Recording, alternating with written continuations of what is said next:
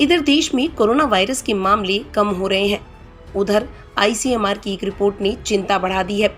दूसरी की तरह कोरोना महामारी की तीसरी लहर के गंभीर होने की संभावना नहीं है, लेकिन वायरस के नए वेरिएंट की आशंका से इनकार नहीं किया जा सकता। यह जानकारी भारतीय आयुर्विज्ञान अनुसंधान परिषद यानी आईसीएमआर के वैज्ञानिकों ने प्रधानमंत्री कार्यालय और स्वास्थ्य मंत्रालय को भेजी रिपोर्ट में दी है और यही रिपोर्ट चिंता बढ़ाने वाली है।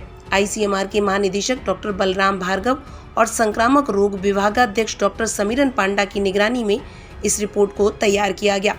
रिपोर्ट में सलाह दी गई है कि अगर टीकाकरण का विस्तार किया जाए तो काफी हद तक महामारी पर नियंत्रण पाने में मदद मिल सकती है। रिपोर्ट में कहा गया कि नई लहर को लेकर तैयारियों में किसी भी प्रकार की कमी नहीं होनी चाहिए। गणितीय मॉडल्स के आधार पर भले ही नई लहर को आक्रामक नहीं माना जा रहा है, लेकिन वायरस में बदलाव काफी गंभीर स्थिति खड़ा कर सकते हैं। आईसीएमआर का यह अध्ययन Indian journal of medical research में भी प्रकाशित होने वाला है। अध्ययन में इंपीरियल कॉलेज लंदन के विशेषज्ञ भी शामिल हैं। आईसीएमआर के मुताबिक महामारी की तीसरी लहर का पता करने के लिए 4 बिंदुओं पर अध्ययन में समीक्षा की गई।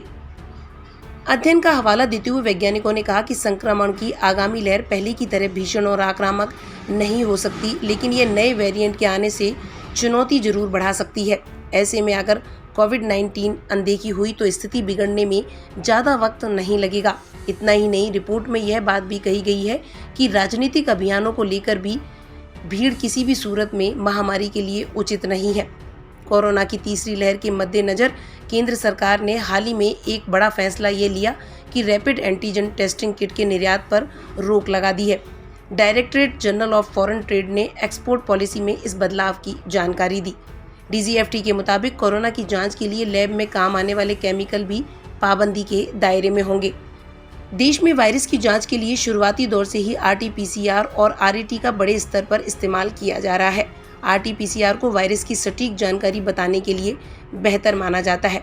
बहरहाल आईसीएमआर की इस रिपोर्ट के बाद हमें कोरोना के नए वेरिएंट से सावधान रहने की ज़रूरत है और कोरोना गाइडलाइंस की पालना भी हम सभी को लगातार जिम्मेदारी से करते रहना होगा।